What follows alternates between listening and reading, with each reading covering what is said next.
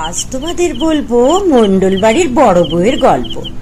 অপরূপ রূপের মাধুর্য যেন পূর্ণিমার চাঁদের জোছনার সাথে টক্কর দিত। ভালো মানুষগুলোর জায়গা পরলোকে সময়ের আগেই লিখিত। ব্যতিক্রম ঘটেনি তার সাথেও। সব ধরনের মাছ খেতে বড়ই ভালোবাসত সে।